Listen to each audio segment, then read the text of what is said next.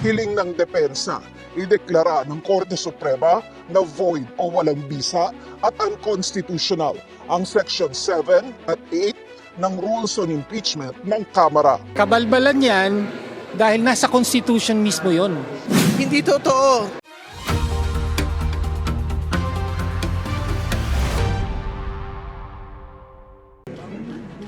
Kinumpirma ng mga abogado ni Vice President Sara Duterte na naghain sila ng petition for certiorari and prohibition sa Korte Suprema para pigilan ang impeachment proceedings laban sa bise sa House Committee on Justice. Pero giit nila, hindi ito nangangahulugang umiiwas ang bise sa proseso, kundi nais lang daw nilang matiyak na naaayon ito sa konstitusyon. Natanggap na ng House Committee on Justice ang kopya ng petisyon. Dito, hiniling ng bise na maglabas ang Korte Suprema ng temporary restraining order at kalaunan ng injunction para pigilang umusad ang dalawang impeachment complaints laban sa kanya. Unconstitutional daw kasi ang proceedings. Labag daw kasi ito sa one-year bar rule na nagbabawal sa pag-initiate ng mahigit isang impeachment complaint laban sa isang impeachable official sa loob ng isang taon.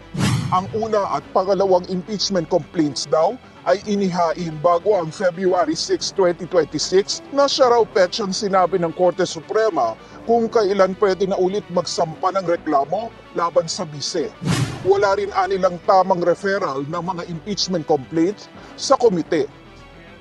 Nang isinantabi rin daw ng House Committee on Justice ang unang reklamo at inatras ng mga complainant ang pangalawang reklamo, sabi ng kampo ng bise, hindi na dapat inaksyonan ng House Committee on Justice ang ikatlo't ika-apat na reklamo dahil pasok na raw ito sa one-year bar rule. Wala rin daw kapangyarihan ng komite na magsagawa ng mini-trial o hearing proper. Hiling ng depensa, ideklara ng Korte Suprema na void o walang bisa at unconstitutional ang Section 7 at 8 ng Rules on Impeachment ng Kamara.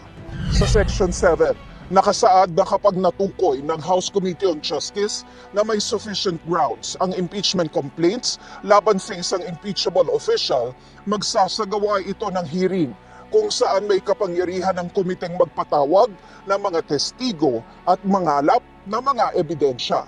Sa Section 8, nakasaad na maaaring bigyan ng Kamara ng proteksyon ang isang complainant o testigo sa impeachment proceedings. Binatikos ng ilang miyembro ng House Committee on Justice ang petisyon. Dapat daw itong ibasura ng Korte Suprema. Kabalbalan yan dahil nasa Constitution mismo yon na sinasabi na pagkatapos ng finding ng sufficient grounds ay maghihiring ang Committee on Justice. Nasa Constitution mismo yon.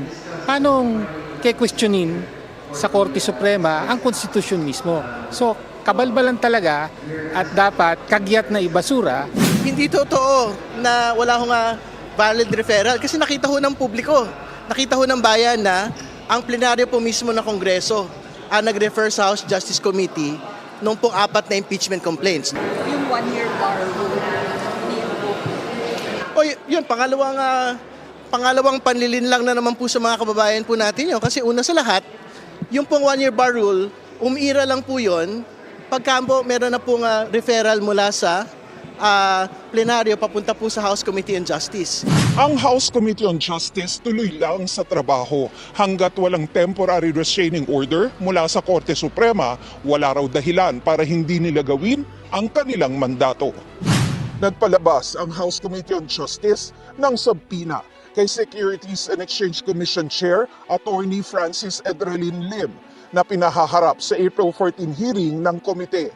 Pinagsusumite rin siya ng mga dokumento ng 10 kumpanyang konektado umano sa bise at sa asawa nitong si Attorney Manasseh Carpio.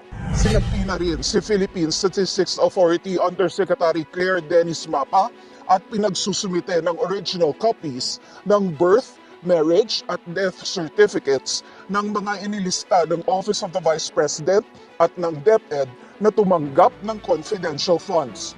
Formal na rin sumulat ang komite kay Manila Regional Trial Court Presiding Judge Alma Crispina Collado Lacorte para payagang tumestigo sa hearing sa Kamara si Ramil Madriaga na nagpakilalang dating aide at umano'y bagma ng bise.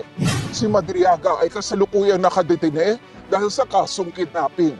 Ang hiling ng komite, pinagbigyan ng korte. Ramil Madriaga has been ordered to appear by the court itself on the 14th from 8 a.m. to 5 p.m. Ang Supreme Court kinonsolidate ang mga petisyon ni Vice President Duterte at ni Attorney Israelito Torion at iba pang abogado. Inutusan din ng Korte Suprema ang House Justice Committee na sumagot sa mga petisyon sa loob ng 10 araw pero wala pang inilabas na TRO.